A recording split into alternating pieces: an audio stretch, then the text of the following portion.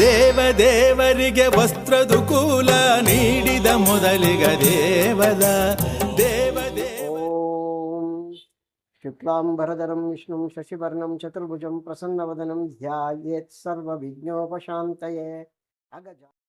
ಇದೇ ಬೆಂಗಳೂರು ನಗರದ ಬನ್ನೇರುಘಟ್ಟ ರಸ್ತೆಯ ಗೊಟ್ಟಿಗೆರೆ ಗ್ರಾಮಕ್ಕೆ ಸೇರಿದಂತಹ ನೇಕಾರರ ನಗರ.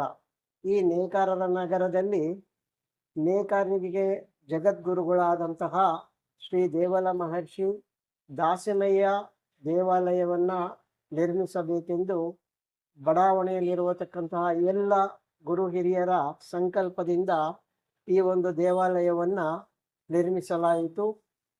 ಈ ದೇವಾಲಯದ ವಿಶೇಷತ್ವ, ಸೂರ್ಯನ ಬೆಳಕು ಸಾಮಾನ್ಯವಾಗಿ ಮೂಲ ವಿಗ್ರಹಗಳ ಮೇಲೆ ವರ್ಷಕ್ಕೊಮ್ಮೆ ಸೂರ್ಯಕಿರಣಗಳು ಸ್ಪರ್ಶಿಸತಕ್ಕಂತಹ ದೇವಾಲಯಗಳುಂಟು.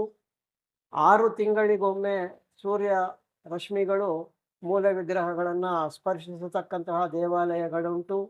ಹಾಗೆಯೇ 3 ತಿಂಗಳಿಗೊಮ್ಮೆ ಸೂರ್ಯನ ರಶ್ಮಿಯು ಮೂಲ ವಿಗ್ರಹಗಳನ್ನು ಸ್ಪರ್ಶಿಸುವ ದೇವಾಲಯಗಳು ಉಂಟು.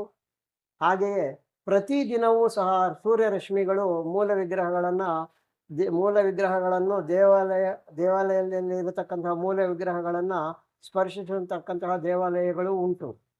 ಈ ದೇವಾಲಯದಲ್ಲಿ ಇದೊಂದು ವಿಶೇಷತ್ವ ಎಂದರೆ, ಪ್ರತಿದಿನವೂ ಸೂರ್ಯನ ರಶ್ಮಿಗಳು ಭಗವಂತನನ್ನು ಸ್ಪರ್ಶಿಸುವುದರಿಂದ ಸಾಕಷ್ಟು ಶ್ರೇಯೋಭಿವೃದ್ಧಿಗೆ ಕಾರಣವಾಗುತ್ತದೆ ಎಂಬುದನ್ನು ಹೇಳಲು ನಾನು ಹರ್ಷಿಸುತ್ತೇನೆ.